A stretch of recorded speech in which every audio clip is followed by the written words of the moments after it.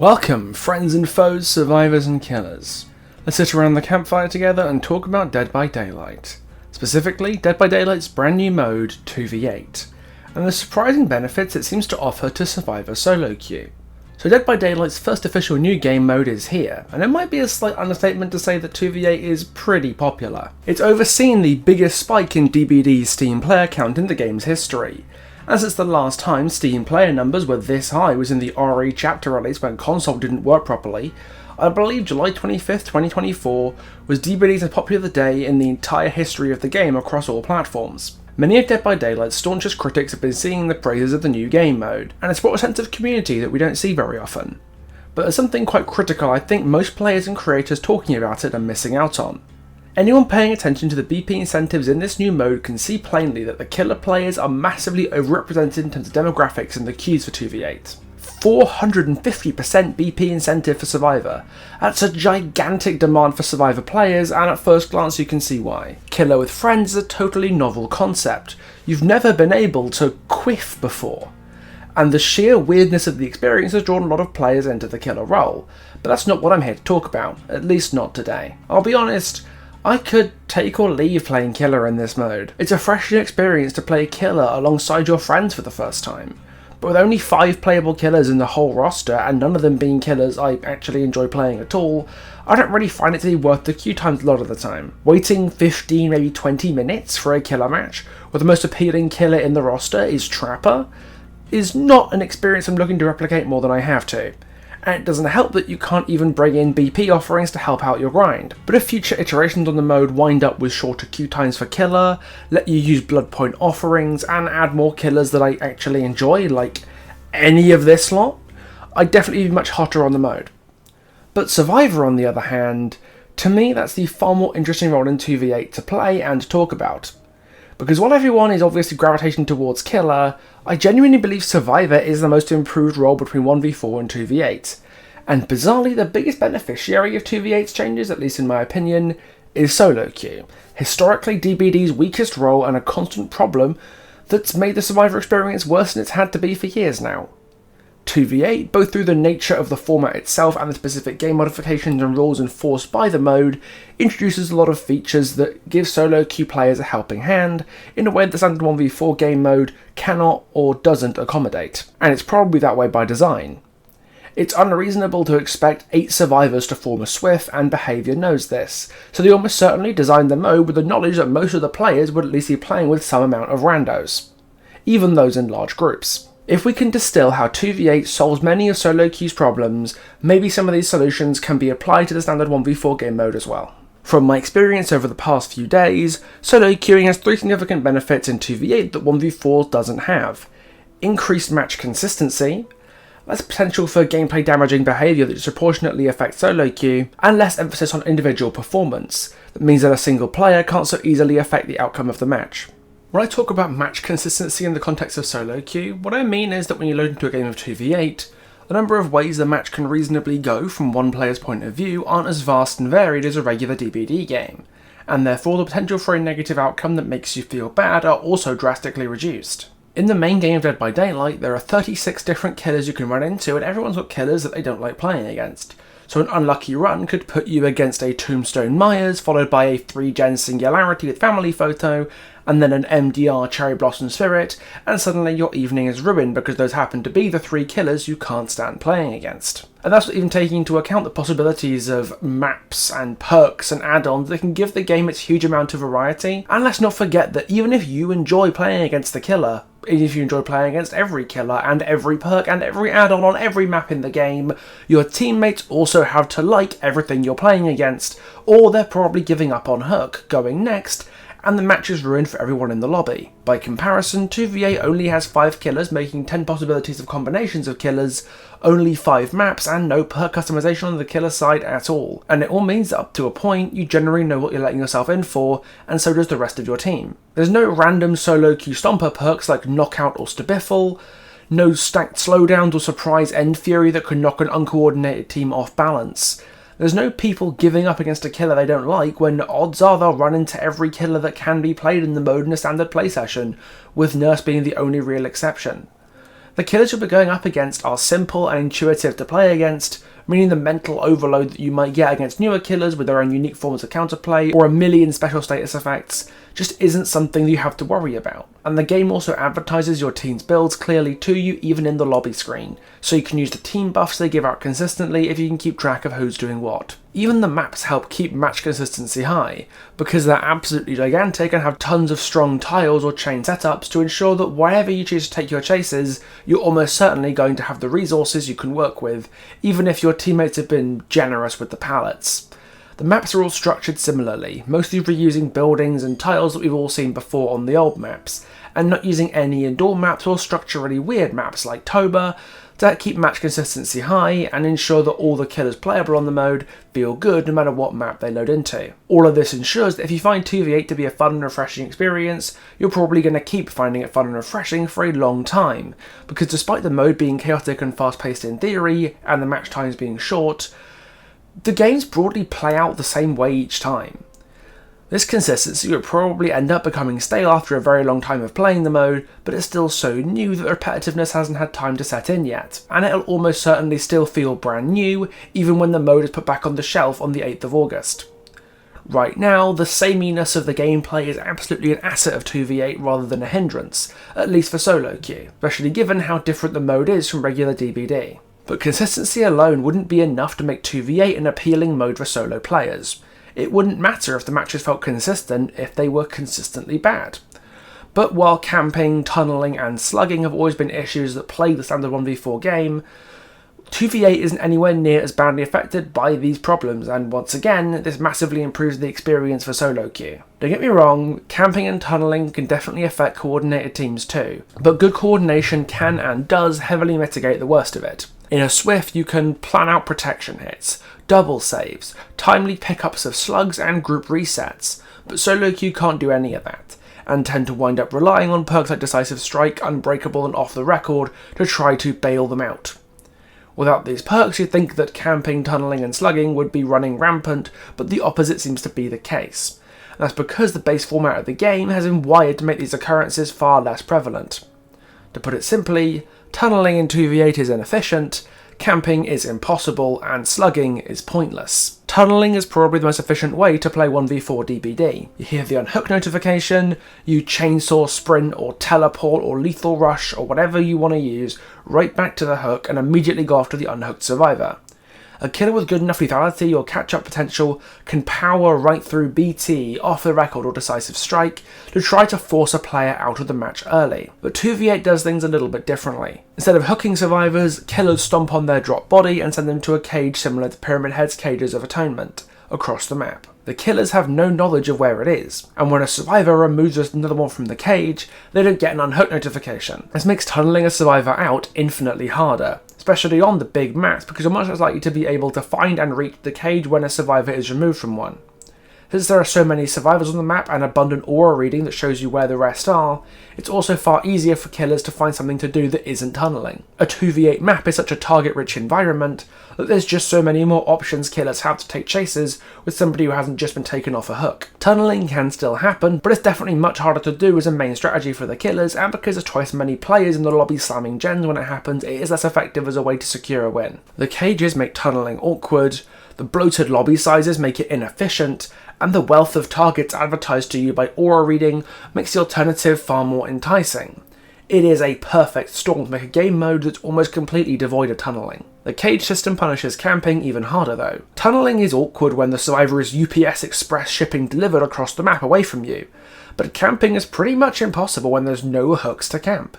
Especially hard when you realise that cage survivors teleport to a different cage across the map if the killer spends too long near the cage. And unlike the base kit self-unhook in the main game, that period before the cage moves doesn't even take very long and works in endgame, to the point that a survivor who gets caged after the gens are done and gets caught while they're not on death hook more or less gets a free escape because the cage will teleport them away from the killer where their teammates could easily save them, and odds are that'll be close to one of the 3 gates as well. The killers physically can't find and reach the cage to camp it, and even if a mobile killer can run around the map until they find a cage, it's almost immediately going to teleport away again. Trying to camp a survivor to death in 2v8 is like trying to catch a hold of a bar of soap in a bubble bath. As soon as you track them down, they'll slip right out of your grasp again. But the most interesting change here is slugging.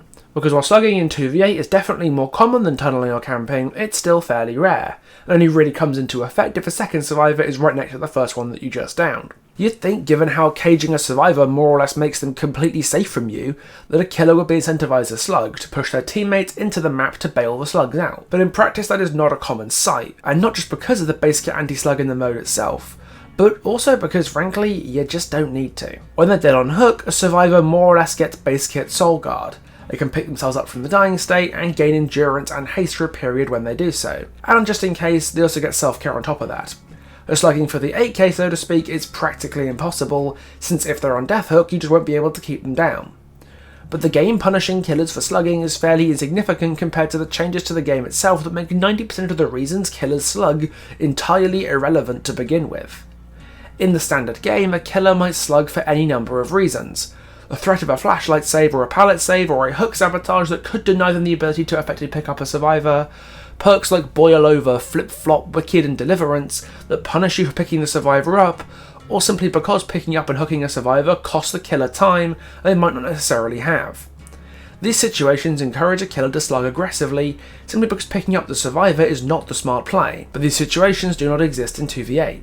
You can't threaten a pallet or flashlight save or a sabotage against a cage. There's no hook denial perks either to prevent you from making a hook, and it's virtually instant, so you won't have to worry about the time invested in hooking. There's just no need to slug almost ever, and that shows in the gameplay.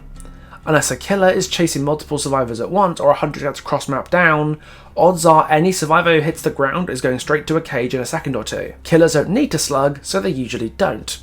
And even if a killer or pair of killers is actively trying to mass slug a team for whatever reason, the huge maps and large numbers of players means it's far easier for one person to get off their gens and start getting pickups without losing out on gen pressure. Slugging just doesn't happen anymore, and solo queue survivors benefit the most from this.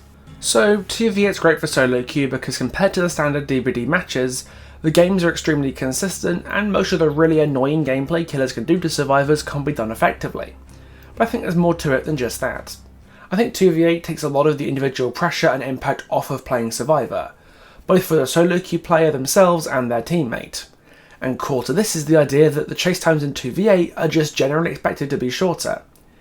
Even though the maps are big and the setups can be strong, there's no MMR, so your match will regularly be stocked with babies who can't hold a chase. And killers have access to many options to shut down these setups. Their powers all got base kit buffs, the target rich environment means that killers can easily drop a bad chase to find somebody else to catch off guard, and even the best survivor will go down almost instantly against both killers deciding to work together to create the entity's first idiot sandwich.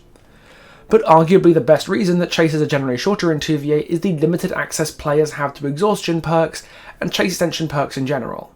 No windows, no life or balance, no finesse or resilience, and without their chase perks many survivors completely crumble even with the stronger tile setups. And that's completely expected. There's a reason that only one class gets an exhaustion perk, and that perk is Sprint Burst, an exhaustion you can't actively control in the same way that you can with life.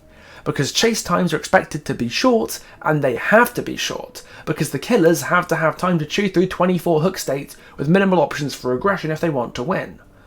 The fact that anticipated chase time is short means that if you're having a bad game or you don't know the new tiles, it really isn't a big deal. As long as your teammates are doing gens and resetting the way they should, the game won't go out of control just because one person had a rough chase. This is a far cry from the standard game. If you or your teammates have a difficult first chase, perks like Pain Res and Grow Embrace start coming down, and the killer's ball gets rolling before the team can get control of the gens, that snowball is incredibly hard to stop unless the rest of the team is consistently pulling well above their weight, effectively carrying the one player who had a single rough chase at the start of the match. 2v8's format, where short chases are not just okay but practically anticipated, is great for the solo queue player. We've all had those matches where you get unlucky or your teammate's a moron, and it feels like the game is massively out of your control before it's even really begun. But 2v8 rarely has that same effect, because the slowdown perks that allow the snowball don't exist, and there's 7 survivors to pick up the slack instead of just 3. 2v8 makes bad teammates less of a detriment because of the large lobby sizes and lack of snowball perks for killer, while great survivors, the kind you don't see much in solo queue, are less capable of carrying a game single-handedly, because they don't have perks to extend chases, and killers have more opportunities to end chases quickly, especially when working together. This inherently favours solo queue where the risk of worse teammates is higher, more than Survivor with friends where smart players can more smoothly coordinate. But there's another little trick that helps 2v8 prevent a single player from ruining everybody else's match. And it's a happy side effect of the way that 2v8 replaces hook mechanics. You can't attempt to unhook yourself from a cage. Yep, this means those whiny little shits who go next on hook every time they don't get a deliverance off, or they have to play against any killer released between Trapper and Vecna, have to stay in the match until at least their second stage. Like, I've been playing Survivor and Killer in the main game quite a lot lately, and it doesn't matter which killer or which map or which perks are in play, each match is pretty much a coin flip as to whether some infant throws their toys out the pram and ruins the game for everyone else.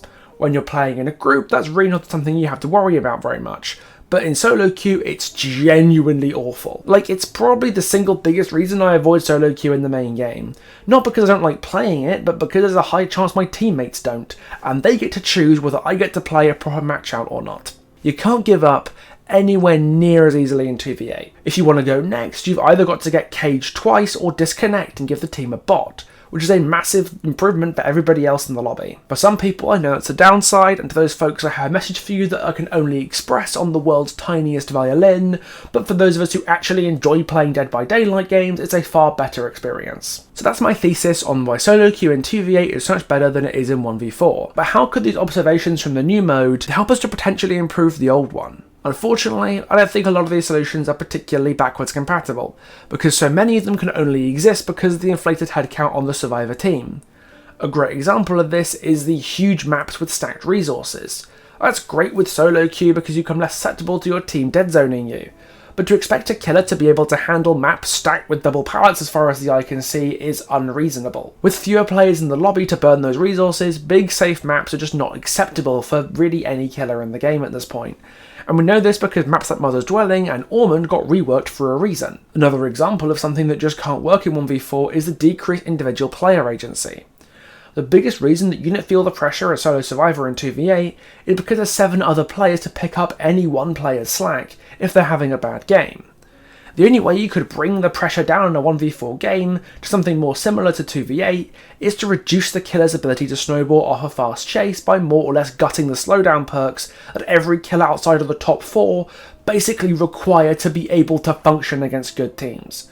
Maybe it could work if nerfs to the snowball-based slowdown perks like Pain Res came alongside a general reduction in survivor chase times, especially for the weaker killers to help them gain that time efficiency back. So we're talking nerfs to exhaustion, chase perks like Windows and Resilience, anti-tunneling perks, and blanket base kit buffs to every killer weaker than the top 4. Maybe it could work, but the game would warp so massively and so comprehensively to accommodate this that it would have to reside, at least for now, in the realm of speculation. We actually tried out 2v8's methods of removing killer incentives to slug in the base 1v4 games before, with the remote hook mechanic from the Twisted Masquerade, and, well, everyone bloody hated it, because it effectively removed hook denial through flashlights, sabos, hook denial perks, and pallet saves as entire mechanics, just gone from the game completely. 2v8 effectively does the same thing, because if it didn't, the killers would never get to hook anyone. Hooking would take too long, and there's so many players on the map that going down under a pallet would almost always guarantee a pallet save from someone if you didn't slug. Yes, behaviour could kill slugging in 1v4 as thoroughly as they did in the 2v8 mode. Base kit unbreakable on steroids, instant hooks to stop players from having to slug for pressure. But to do that, survivors would lose the ability to play for flashlight saves, pallet saves, sabos, mechanics that are only balanced because they can be countered by slugging. I think a lot of survivor players would appreciate losing that depth of gameplay that 2v8 can never have. It's not all doom and gloom though. Definitely some things 2v8 has shown us that 1v4 could really benefit from. Seeing your teammates build has been a huge benefit for 2v8. I firmly believe that the new UI for 2v8 will be expanded into the standard game to let you see your teammates' perks in the lobby, and if that isn't behaviour's planet, damn well should be. 2v8 is also very heavy on information in game, and it makes the game itself so much smoother without comms. I know it's been said hundreds of times at this point, but base kit Kindred to let you see your teammates and plan unhooks. Maybe see the auras of nearby teammates while you're injured so you can get a heal like what the medic class has. Fairly little things that wouldn't break coordinated play but would go a mile to help solos. I could also see a world where Killer got some blanket time efficiency buffs in exchange for some of the power of anti-tunneling perks transferred into the base kit. similar to how 2v8 implemented base kit anti-camp and tunnel into the cage system, and compensated by giving the killer time efficiency with instant remote hooks. Maybe base kit BT gets buffed, but DS and off the record get nerfed and killer gets agitation base kit, for example. Or something more radical could be changed, like a revamp to the anti-camp mechanic that moves survivors across the map if the killer is too close to their hook, to blue ball those back to hook Barrys chainsawing across the universe, tunneling you off hook. 2v8 move power away from perks and into the base kit as a way to normalise the strengths of survivors and killers away from perks, and that did way more to make solo queue bearable than any number of solo queue improvement perks have ever done to the base game. So that may be the future behaviour can look to if they really wanted to commit to buffing solo survivor. Oh, and one more thing that 2v8 did really well. Get rid of killing yourself on first hook. I'll tell you something. I've seen a lot of people talking about 2v8 and not a single person, survivor or killer, has said they miss the 4% mechanic. Just can it at this point?